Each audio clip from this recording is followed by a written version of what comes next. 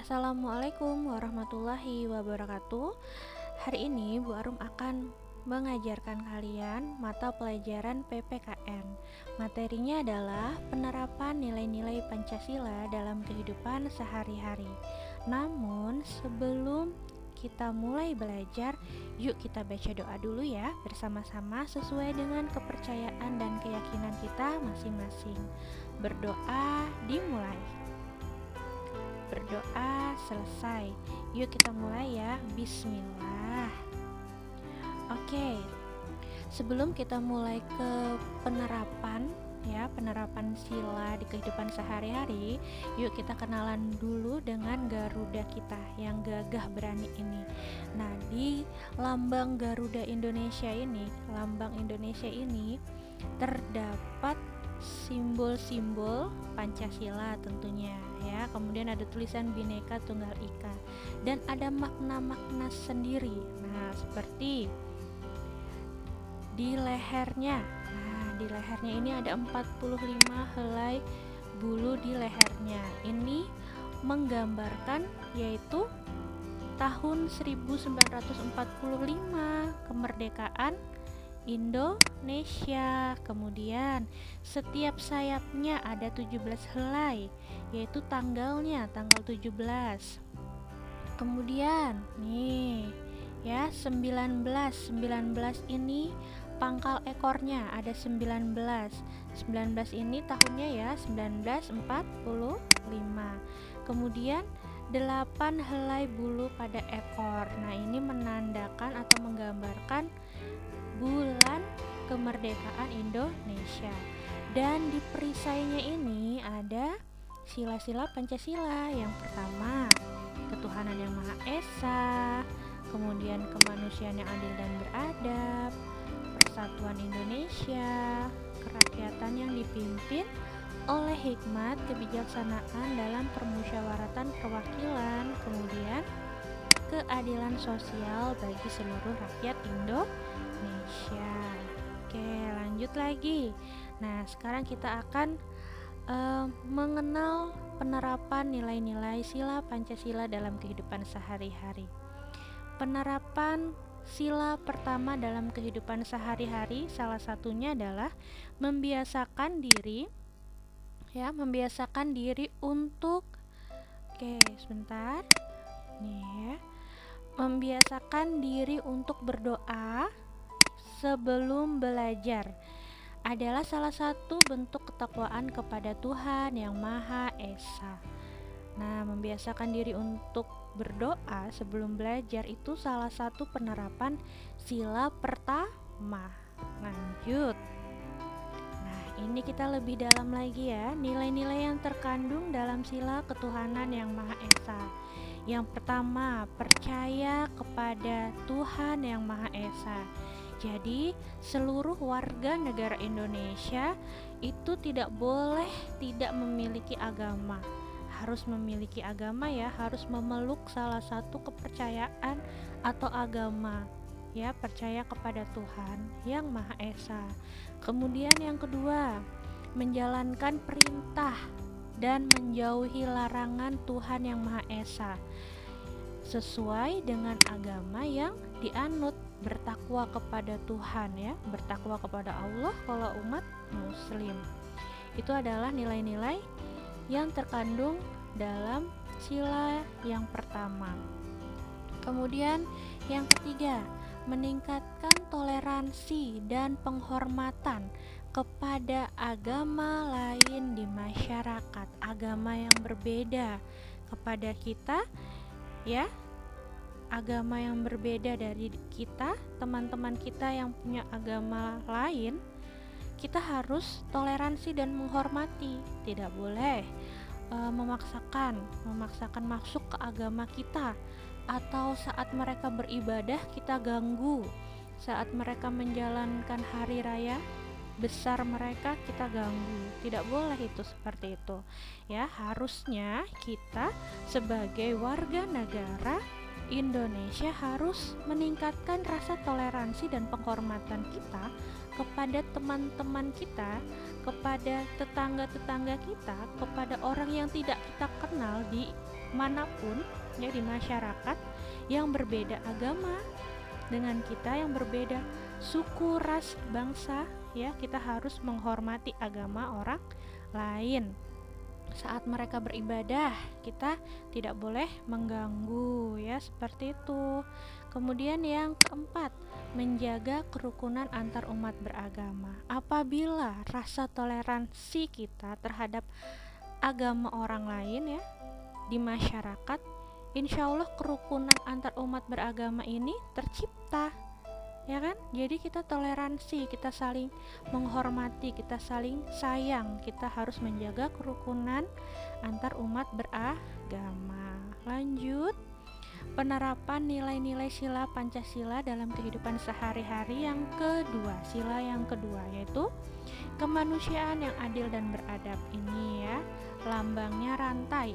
Nah, sila kedua ini mengandung makna adanya pengakuan terhadap persamaan derajat antar sesama manusia dan bahwa setiap warga negara memiliki hak dan kewajiban yang sama. Jadi nggak ada nih derajat rendah, derajat tinggi. Misalkan anaknya petani derajatnya lebih rendah daripada anaknya pejabat. Nggak ada. Di Indonesia semua derajatnya sama, haknya pun sama. Bila sakit harus sama-sama dirawat di rumah sakit, diberi pelayanan, memiliki hak sekolah yang sama. Enggak, misalkan ini anak petani ya, tidak boleh sekolah, hanya anak-anak para pejabat atau anak-anak yang kaya. Enggak boleh di Indonesia. Di Indonesia itu hak dan kewajibannya sama ya, kewajiban membela negaranya sama, hak untuk mendapatkan perlindungan dan warga negara yang nyaman itu juga sama. Nah, itu inti dari sila kemanusiaan yang adil dan beradab. Nilai-nilainya apa yang terkandung dalam sila kedua ini? Yang pertama yaitu persamaan derajat. Seperti yang tadi ya sudah jelas bahwa di Indonesia tidak ada perbedaan derajat, tidak ada perbedaan keistimewaan haknya, tidak ada. Jadi semua sama. Kemudian yang kedua, menghargai hak asasi manusia. Tidak boleh melanggar nilai-nilai hak asasi manusia ya. Misalkan memperbudak atau melakukan hal yang semena-mena terhadap manusia ya. Itu tidak boleh di Indonesia, di negara Indonesia.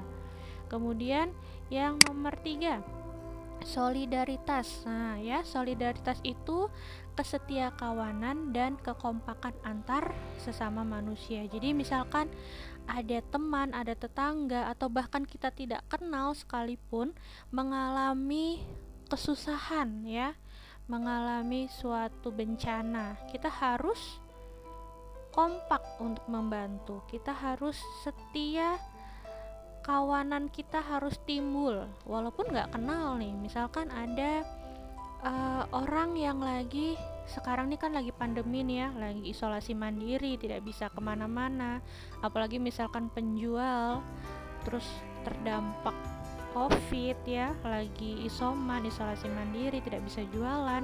Kita sebagai warga negara yang baik, kita harus ikut serta membantu. Misalkan kita ajak teman-teman kita untuk ayo sumbangan yuk, kita buat nasi kotak, kita kasih orang-orang yang sedang isolasi mandiri yang tidak mampu untuk beli makanan. Nah contohnya seperti itu.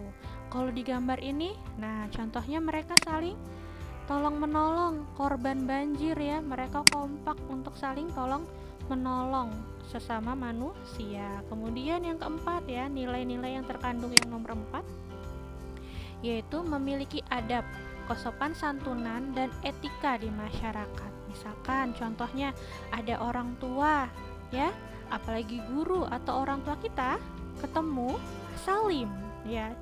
Kalau orang Indonesia adat ketimuran, salim, ucap salam ya, tidak jalan cuek bebek. Kata orangnya cuek bebek, lewat ada gurunya dicuekin gurunya. Udah itu guru SD ku, aku udah SMP, nggak usah ditegur. Nah nggak boleh gitu ya. kita sebagai warga negara Indonesia, apalagi beragama, harus memiliki adab, kesopan santunan dan etika.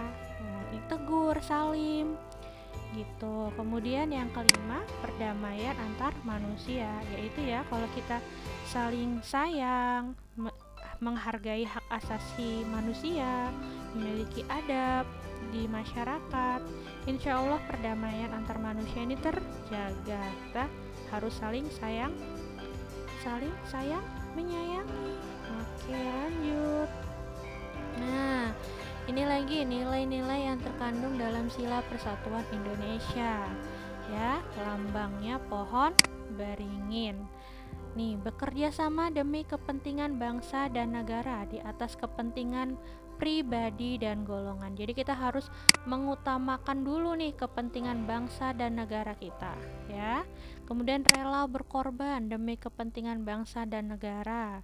Kemudian mengembangkan rasa bangga dan cinta tanah air dan bangsa. Kita harus cinta tanah air dan bangsa, ya. Kemudian rasa bangga. Nah, bangga menggunakan produk buatan Indonesia seperti batik, ya. Produk-produk buatan anak bangsa Indonesia, kita harus lebih bangga daripada kita membeli produk luar negeri tapi kita tidak membantu perekonomian Indonesia.